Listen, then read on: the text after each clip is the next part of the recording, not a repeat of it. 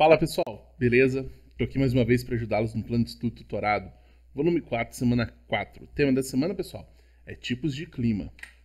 Mas antes da gente começar, é muito importante que vocês se inscrevam no nosso canal Escola Online, ativem as notificações, toda vez que sair um vídeo novo, você fica sabendo. Também nos sigam nas nossas redes sociais, lá no nosso Instagram, por exemplo, pessoal, toda semana nós temos ali a postagem da escala dos vídeos, quando cada vídeo vai ser postado de cada turma, de cada matéria, beleza? Além disso, nós temos várias interações com vocês lá, temos quiz, curiosidades, pequenos vídeos a respeito de tais temas. Então, pessoal, vale muito a pena nos seguir nas redes sociais. Eu sou o professor Galvão, professor de Geografia.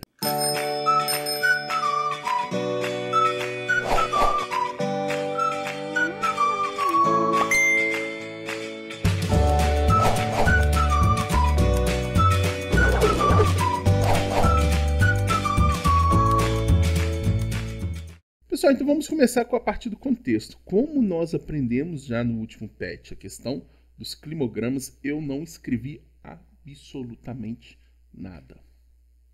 Vamos entender cada clima apenas pelo seu climograma, beleza? Clima equatorial, pessoal, presente principalmente em áreas próximas à linha do Equador, beleza? O clima equatorial tem como característica, ou pode ser chamado também de clima equatorial úmido, tá? Como características, chuvas concentradas durante todo o ano, tá? Chove muito o ano todo. E temperaturas elevadas também por todo o ano, beleza? Ah, professor, mas aqui tem uma variação de temperatura. Lembrando que nos climogramas, as linhas remetem à temperatura e as barras ou colunas remetem justamente à precipitação. Observem que aqui, pessoal, a temperatura mais baixa deve estar aqui próximo de 24,5 graus e a mais alta 26 para 27 graus, ou seja, uma variação anual ali de 2 a 3 graus por mês é baixo, ou seja, é quente o ano todo. E a gente observa aqui que mesmo esses meses aqui de setembro a novembro, que chove um pouco menos, por exemplo, não se chove tão pouco. Se chove próximo a 200 milímetros, que é um quantitativo de chuva, pessoal, bem grande. Uma característica marcante do clima equatorial, pessoal, é justamente chover ou precipitações acima de 2.200 milímetros ao ano, beleza? Onde nós temos clima equatorial? Teacher. Pessoal, floresta amazônica, por exemplo, é uma grande área de clima equatorial. Clima equatoriais são encontrados próximo à linha do Equador. Outro lugar, floresta do Congo, na África. Sudeste asiático, nós também encontramos esse tipo climático.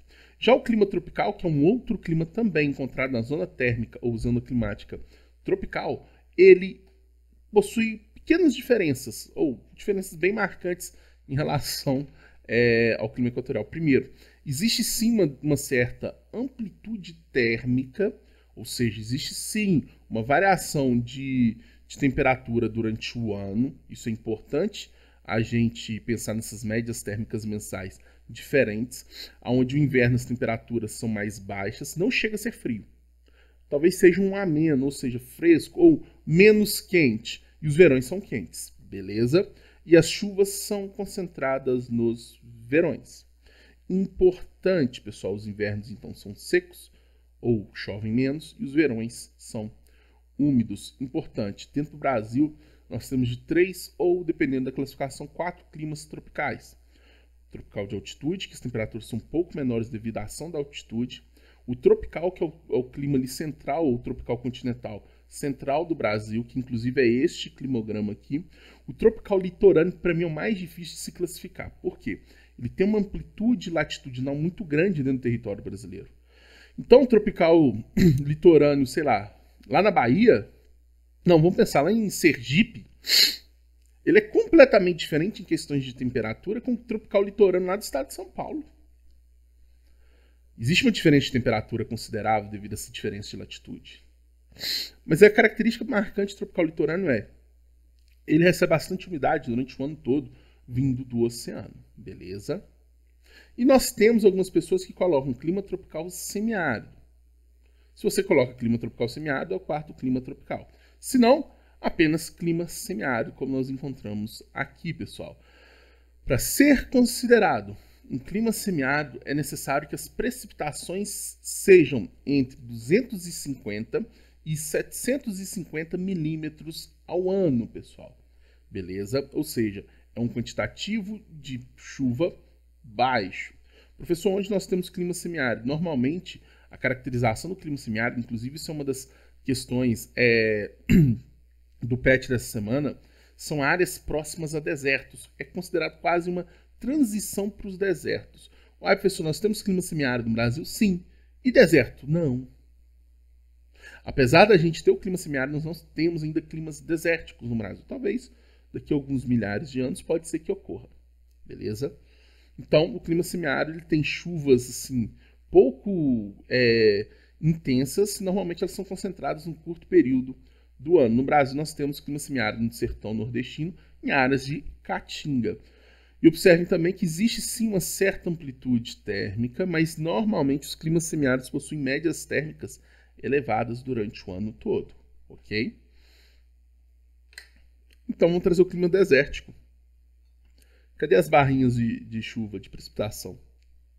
Para ser característico de clima desértico, tem que ter precipitações abaixo de 250 milímetros.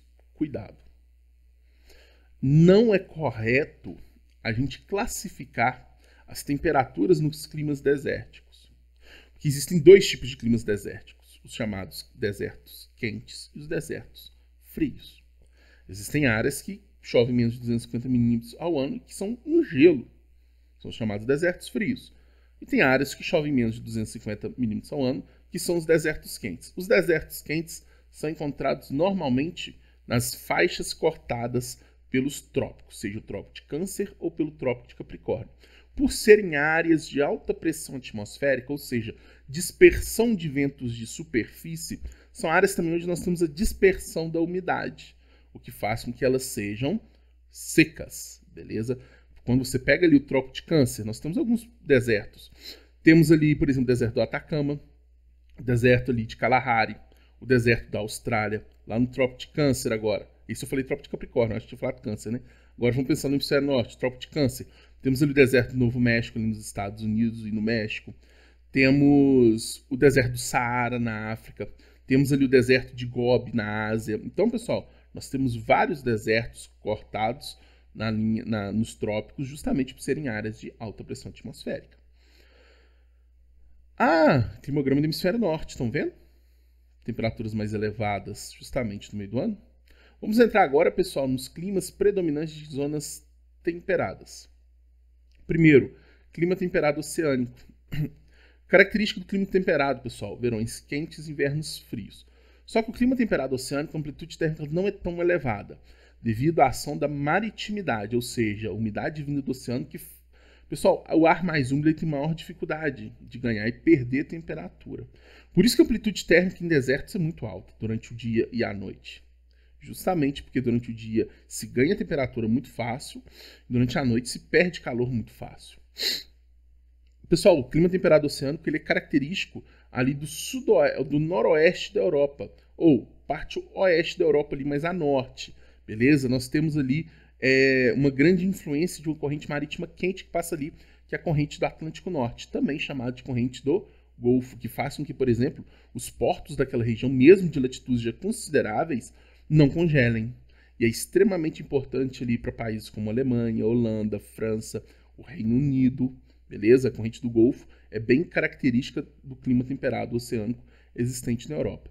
Já o clima temperado continental é o que sofre grande influência da maritimidade, da continentalidade, onde nós temos uma alta amplitude térmica. Olha só o clima de Moscou, não sei se está dando para ver. Pessoal, verões rigorosos invernos rigorosos, muito frios, e verões quentes ou frescos. Olhem aqui, Moscou, o mês de dezembro e janeiro, vamos dizer assim, seria o auge do inverno, chega a ter, não é mínima, tá? É média de menos 10 graus Celsius, ou próximo de menos 10 graus. Pessoal, isso é média. Para vocês terem uma ideia, minha geladeira ali, eu olhei ali outro dia, o congelador dela funciona a menos 16 ou menos 18 graus Celsius. Ou seja, Moscou Em dezembro é praticamente congelador da minha geladeira. Olha que loucura!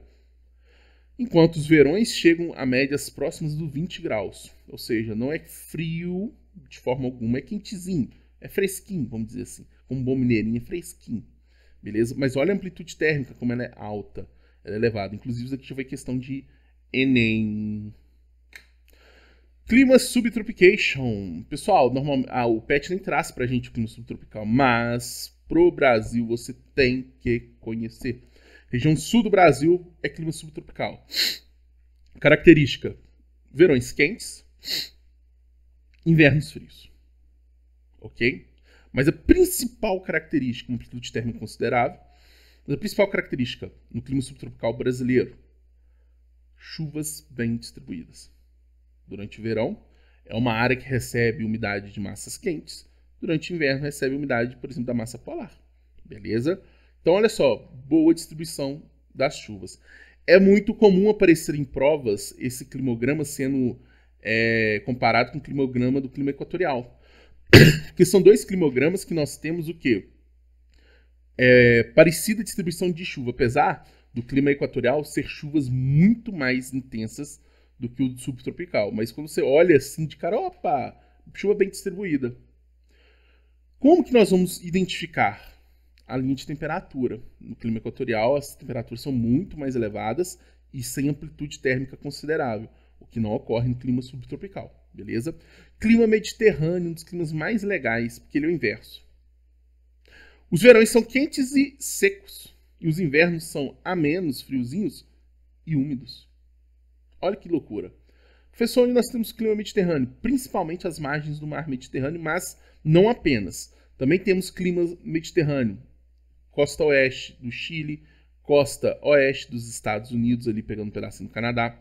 Na Austrália, parte da Austrália, nós também temos clima mediterrâneo. No extremo sul da África, também temos clima mediterrâneo.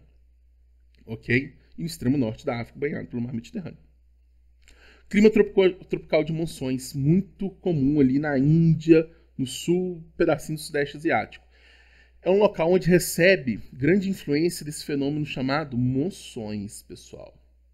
Aonde faz com que os verões sejam extremamente chuvosos e os invernos sejam ou os períodos de seca sejam extremamente secos. Olhem só, praticamente sem chuva nos meses de inverno, são janeiro, fevereiro, março, dezembro. Aí quando você pega o verão lá, porque eu tô falando de hemisfério norte, olha só a quantidade de chuva. Pessoal, mais de 600 milímetros de chuva em um mês.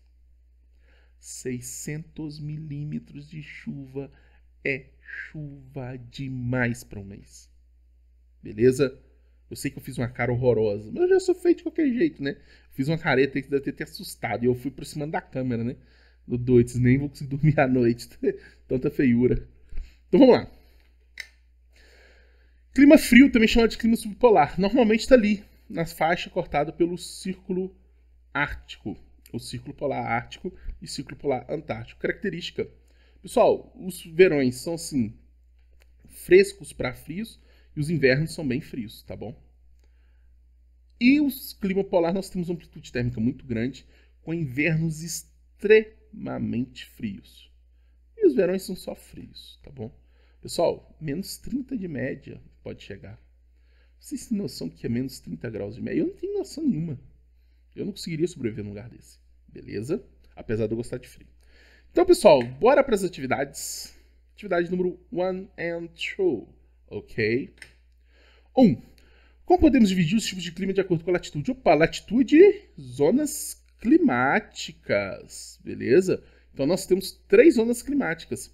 A zona climática tropical, as zonas climáticas temperadas e as zonas climáticas polares. Beleza? O que muda nas características desses climas? Pessoal, as zonas tropicais têm baixa amplitude térmica, as médias são altas durante o ano todo. As temperadas possuem verões quentes, invernos frios, ou seja, existe uma amplitude térmica já elevada.